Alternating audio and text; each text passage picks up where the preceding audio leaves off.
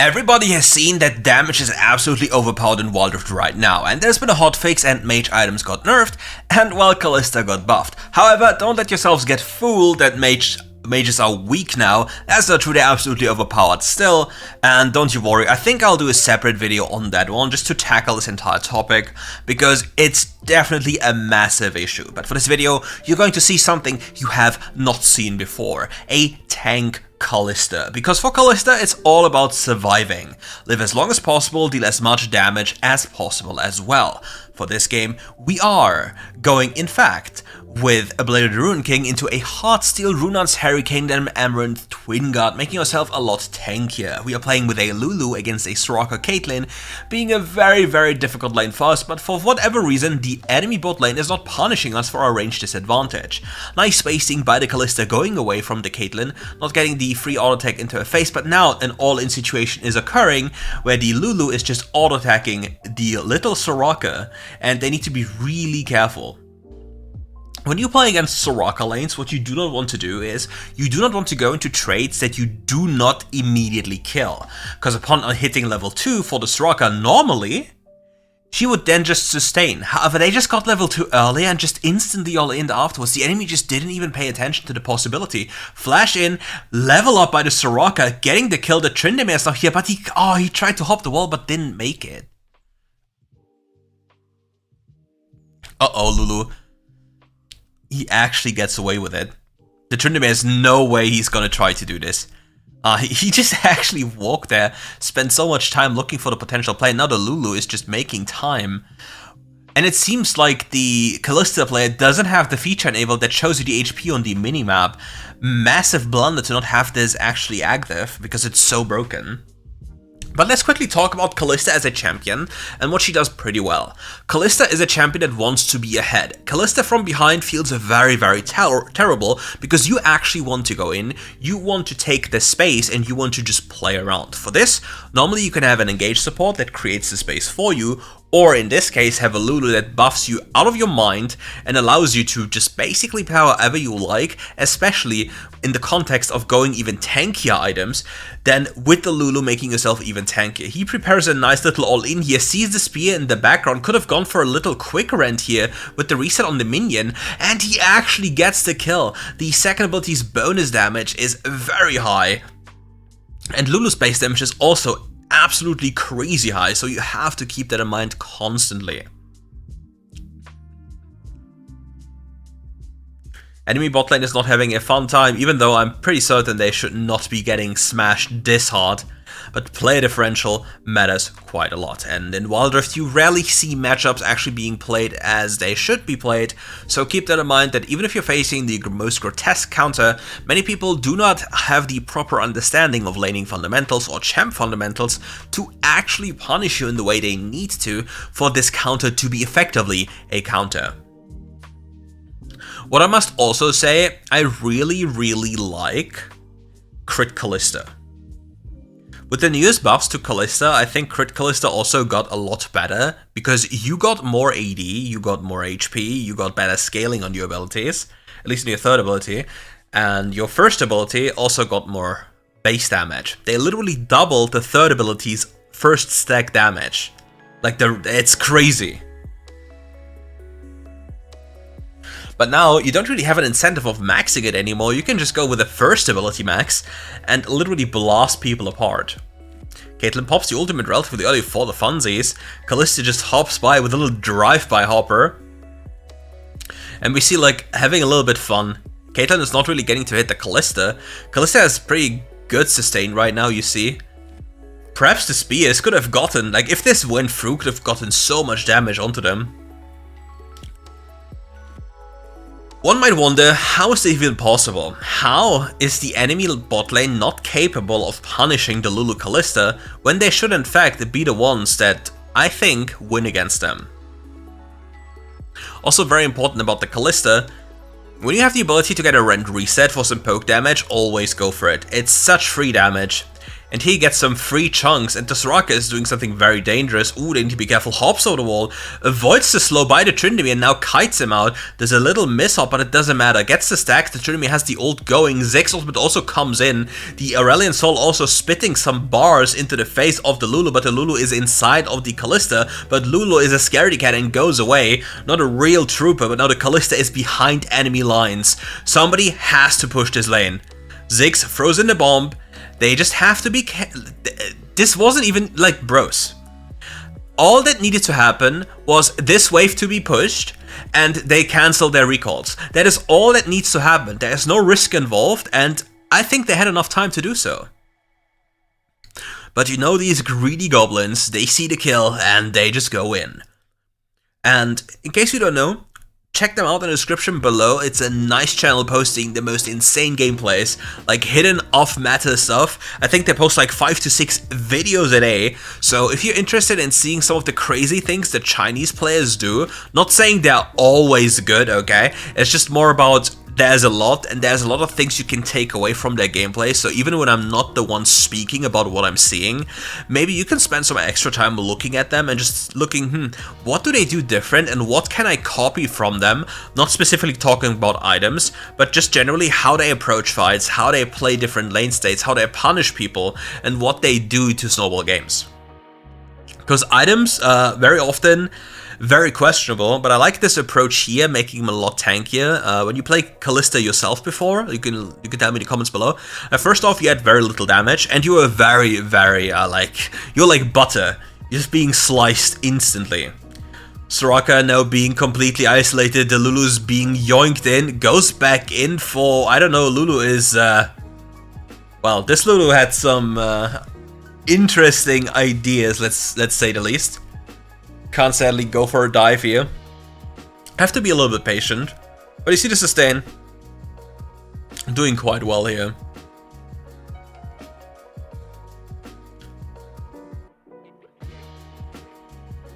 Mr. Ziggos in the mid lane against the all-powerful dragon.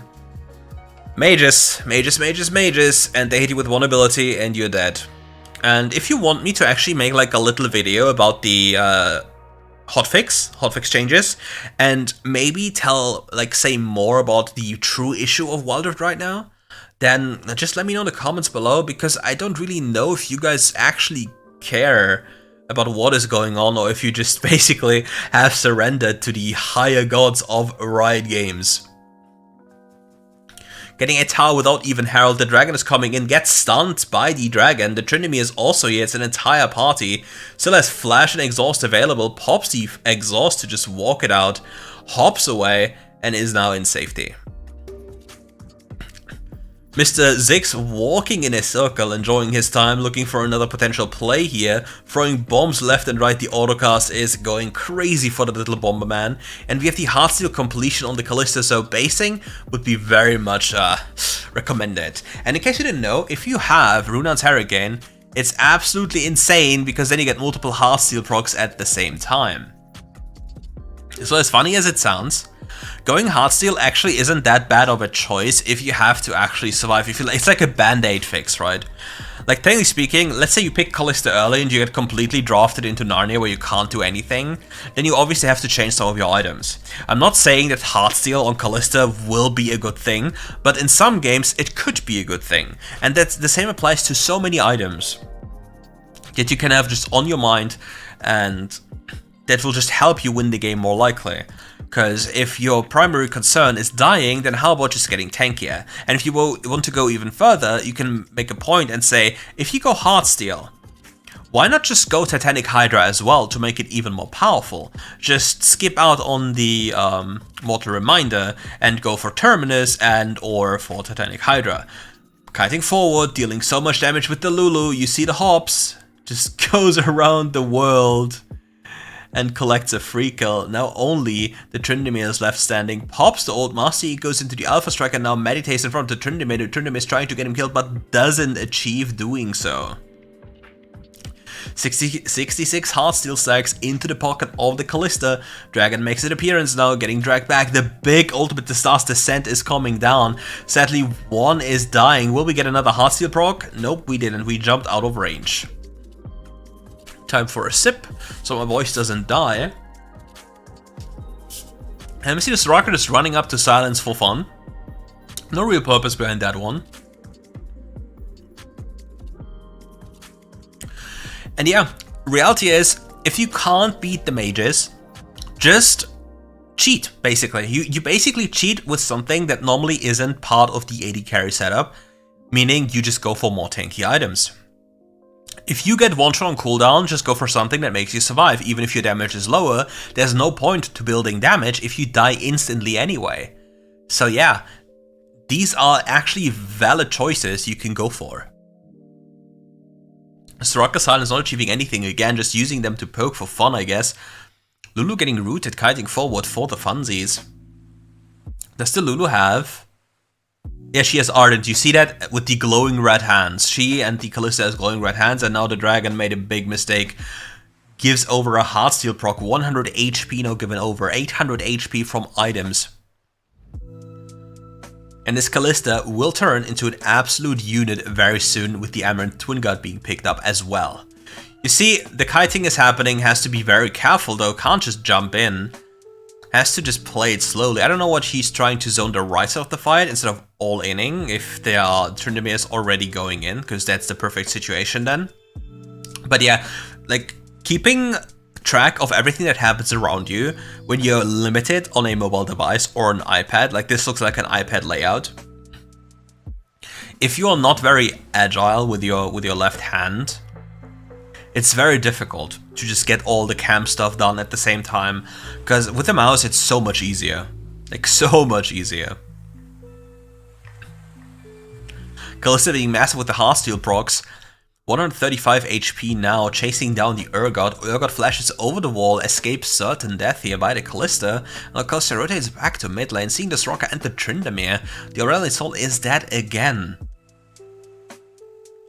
Kinda sad that the Kalista is not getting any more stacks as of this moment, but this will be another stack. No, the Soraka died too fast, but this shall be another stack into the pockets of the Kalista. Tryndamere now trying to kill this one.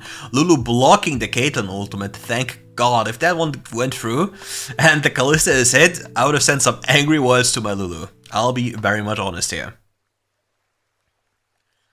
And having a Lulu or any type of these enchant supports is so unfair. Because they give you so much damage and so much survivability. We even had in the past like a little talk with our AD carries in pro play where we said in solo queue you're not allowed to do queue with Lulu players because they're breeding bad habits. Because you just go in and die, and yeah, that's pretty bad if it happens. Anyone could imagine that one. 206 Heartsteel stacks. For some reason the Dr. Moonbro is turning around, but he doesn't take damage anyway, he doesn't have to care. Look at this Kalista spacing forward, not having to give a single damn. Urgot on the sideline tries to push forward, doesn't flip anyone, gives another Heartsteel stack over. Lethal Tempo fully stacked, another rundown commences. One kill being picked up, another Heartsteel stack being picked up as well. And this Kalista is simply dealing damage over the on-hit effects. With the power of Blade of the Rune King and Runan's Hurricane, most of the damage of the Kalista is just going from, or coming from, Blade of the Rune King's passive. Oh, this might be a bad situation. You see how this Aurelian Soul circle makes life so difficult for so many champions? It's the worst, and it feels terrible. And with such hybrid damage on the enemy team, thinking about an Amaranth Twin God really isn't a bad idea. And now we have the Amaranth Twin God.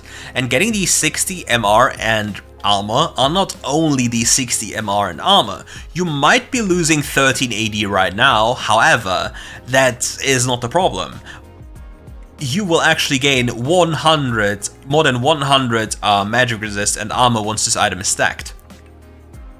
Because you have your base stats and the bonus stats from this item, and obviously they'll be empowered as well, meaning you will have more than 100 magic resist from one item on a vastly inflated HP pool thanks to Heartsteel. Plus 942 HP, this is quite literally plus 50% of your maximum HP. I think, does Kalista even get to 2k HP on 15? I think it's like 1900 if I'm not mistaken. I don't remember the base stats. Yeah, this Tryndamere is running you down side lane as Zigos can't escape the fury of that man, but this will be another Heartsteel proc into the hands of the Kalista. 279, and yeah, the Stronghold comes in, Tryndamere on the run, enemy team is grouping up in the mid lane. This little crab can be used as a health pack, picking up for some extra vision control so the enemy can't take it, and now we have a mid lane brawl happening. I don't really think the enemy can do anything here. They'll just, like, the Kalista will kill them all. Like, the thing is, you already know that she's gonna kill all because they don't have anything to fight back. That's the point. The enemy doesn't have enough damage as of this point to kill them. So the Kalista will automatically kill them in return. And this is the point where I'm talking about having DPS and tankiness over having more damage. And this is the perfect example of how powerful it can be if you get into a game where you have to actually do it. And the Caitlyn run, like, I think the only real danger in this game is in fact the Tryndamere. If the Tryndamere gets on top of the Kalista, which should not be possible, he can die. Otherwise, it's not possible. And to be fair, if we have a QSS and we get our lethal tempo stacked, I think we can just out-jump the Tryndamere and we can just indefinitely kite him. Without Baron Nashor, it's just impossible to get anything done here. The Aurelion Soul will constantly clear waves, and you will just stack up even higher, making it even more difficult for you to do anything. And in this instance, going for Mortal Reminder is primarily a choice. Okay, goes for Titanic Hydra. As I mentioned earlier, it's a very good pickup. However, if you look at the enemy team, we have a Soraka, and none of his teammates has anti-healing, which is a big problem. So, on paper, like, his build is amazing in terms of tankiness, making himself as powerful and tanky as possible, but nobody thought about the idea of providing the team with anti-healing, when the Ziggs has the easiest way to apply anti-healing. This Caitlyn is absolutely doomed unless the Soraka saves him. We see in the backline that Tryndamere is trying to hunt him down, getting the Knight here. We do not have flash, but the kiting is just insane. He just keeps on hopping away as expected. Tryndamere can't really reach the spears are being stacked up, instantly killed. Now just keeps on kiting. The enemy can't really do anything. The Lulu needs to just empower him, pulls him in again, and now the Kalista can kite again. I think she needed to kite forward rather than backward and hope it works, because the moment she's close enough, she can maybe achieve something. But this way, she will basically just escape. Honestly, at this point, I wouldn't know if the Kalista had the capabilities of actually killing the backline. Because the enemy team also has really, like, they have a lot of damage, so you have to keep in mind that you might just die in the process. And you obviously do not want to have that happen to you. But if this was like a live or die situation, I think I personally would have gone in and see what happens. Urgot misses the ult, but this Urgot is so tanky. Like, he has 234 armor. And yeah, he's just continuously blasting spears into him, and the Thornmail is dealing so much damage to himself.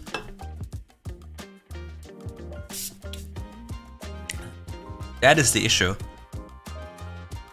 We only really have one complete damage item. We'll play the Rune King, so yeah. All the other items are either making us tankier or provide us with utility or just some extra AD. But now he picks up an armor pen item as well as an anti-healing item, which should make the game easier in the sense of dealing damage. But he's a lot squishier because he just lost 550 HP. The Elder, the typical situation where things get really messy. Tryndamere is looking for the flank. He has still his ultimate available. He gets hit by his Ziggs, but loses half his HP. He has to probably use the Fury for healing, unless the Soraka heals him up. Nice damage by the Kalista. The Aurelion ult's Giga ult comes in. Tryndamere pops the ult early. We have a fully stacked lethal tempo here. And now the kiting commences. The Kalista is too tanky. And now she kites forward. There is no chance Caitlyn tries to get anything done, but they get all absolutely farmed. They didn't have enough time to get these kills, and with that, there was just no more hope for the enemy to fight back. If you don't manage to kill an AD carry, the AD carry will eventually kill you. That is the rule of the game. That's why most of the time... Oh no, what, 21 HP? This Tryndamere was still here. What a sneaky little goblin. There's just no way he was there the entire time.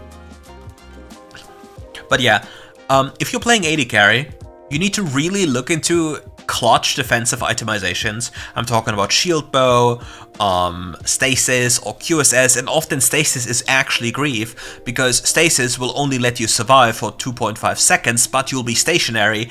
And to be fair, how many times did it happen that your team actually protected you? And the same applies to Guardian Angel. Guardian Angel is like this typical generic item that you think about getting if you full build. But GA often actually isn't as much as a security as you think it is, because nobody cares about you. Feels bad, man. In-game.